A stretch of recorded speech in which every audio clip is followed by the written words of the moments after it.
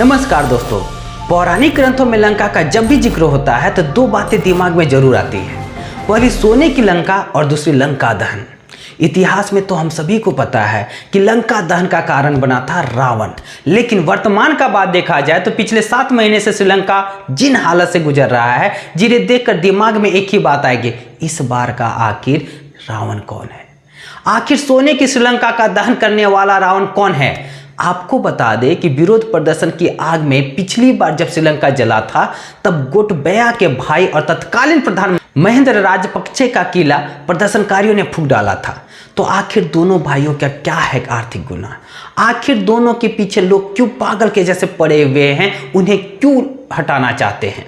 तो चलिए सभी का आंसर जानते हैं इस सेशन में, इस वीडियो में। हर बार के जैसा इस बार भी आपको यह वीडियो बहुत ही कम समय में ज़्यादा से ज़्यादा जानकारी देगा। ऐसे देश दुनिया के तमाम खबरों के लिए इस चैनल को सब्सक्राइब कीजिए और बेल आइकन को जरूर दबाइए।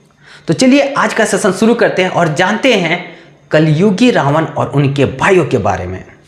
पिछली बार जहां भगवान राम धर्म स्थापित करने का काम किया था, परंतु इस बार का रावण राजपक्षे हो या उनके भाइयों गोटबया, इनकी लंका को ध्वस्त करने के लिए, सत्ता परिवर्तन करने के लिए वहां के जनता के द्वारा पूरा क्रांति लाया गया है। We begin in Sri Lanka, where the president and prime minister are to step down over violent. अगर अभी का बात किया जाए तो आर्थिक संकट से जूझ रहे श्रीलंका के लोगों का सब्र खत्म हो चुका है। यही कारण है कि एक दिन पहले प्रदर्शनकारियों ने राष्ट्रपति भवन पर कब्जा कर लिया। उनका गुस्सा इतना से शांत नहीं हुआ तो प्रधानमंत्री रानिल विक्रमसिंघे के निजी आवास को आग लगा दी। राजधानी कोलंबो में हर जगह प्रदर्शनकारियों का कब्जा है। यही कारण है कि सरकार ने स्पेशल टास्क फोर्स को सड़क पर उतार दिया। इसके बावजूद राष्ट्रपति भवन पर कब्जा जमाए बैठे प्रदर्शनकारी पूरी तरह से मौज कर रहे हैं। स्विमिंग पूल में धमा चौकड़ी कर रहे हैं। राष्ट्रपति भवन के हर कमरे में कब्जा किए हुए हैं। लॉन में शाही लंच करते प्रदर्शनकारियों का तस्वीरें वायरल हो रही है। ऐसे में सवाल उठता है कि क्या राष्ट्रपति भवन पर कब्जे और पीएम आवास में आग लगाने से प्रदर्शनकारियों का उनका मकसद हासिल हो जाएगा क्या? और आखिर वे लोग ऐसा क्यों कर रहे हैं? अगर बात करें श्रीलंका का हालत का, तो इसका हालत इतना खराब हो चुका है कि कोई भी सत्ता संभालना नहीं चाहता। 5वीं बार प्रधानमंत्री बने रानिल विक्रमसिंघे ने सत्ता का अथाह अनुभव होने के बाद भी अपने पद से इस्तीफा देने की पेशकश कर दी। राष्ट्रपति गोटबया राजपक्षे ने भी 13 जुलाई को पद छोड़ने का ऐलान कर दिया है। ऐसे में नए राष्ट्रपति और प्रधानमंत्री के सामने सबसे बड़ी चुनौती देश को आर्थिक तंगी से बाहर निकालने की होगी। लेकिन वर्तमान हालत को देखते हुए अंदाजा लगाया जा सकता है कि श्रीलंका को अपने पैरों में खड़े होने में कम से कम 4-5 वर्ष तो लग ही सकता है। इसके बाद भी दावा नहीं किया जा सकता है कि श्रीलंका की आर्थिक स्थिति सामान्य हो पाएगी। अब आपके मन में ये प्रश्न आ रहा होगा कि आखिर श्रीलंका में ऐसा स्थिति कैसे हुआ? इतना बुरा इसका हर्ष कैसे हुआ?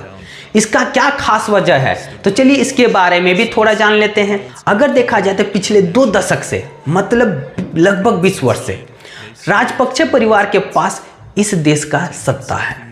सिर्फ यही नहीं, इस सरकार के लगभग 70% मंत्री, जितने भी कार्यकारी मंत्री हैं, तो इस परिवार के लोग ही हैं। इसी को कहा जाता है किचन कैबिनेट। इन लोगों का परिवार तो अमीर होता चला गया, पर देश गरीब होता चला गया। अगर आप इनके करतूतों के बारे में सुनेंगे तो आप भी दांतों तले अंगुली दबा लेंगे।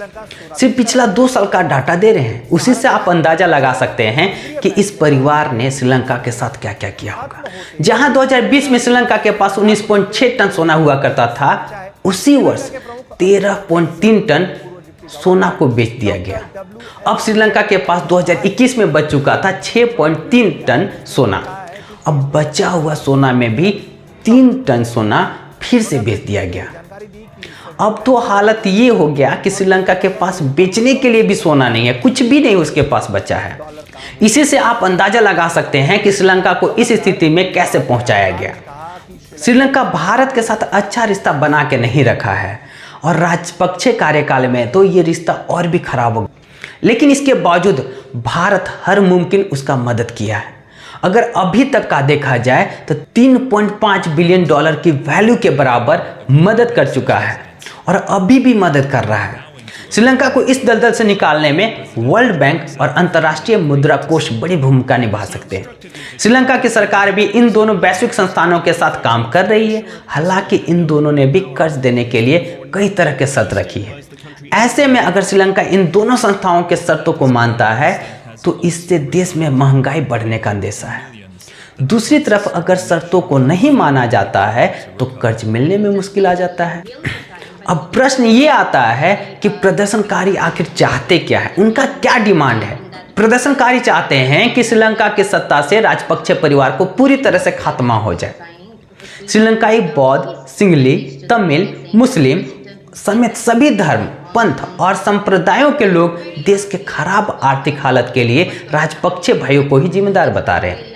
उनकी नाराजगी श्रीलंका के वर्तमान नेताओं से भी है जो सरकार में शीर्ष पदों पर बैठे हुए हैं, लेकिन उन्होंने जनता के भलाई के लिए कुछ भी नहीं किया।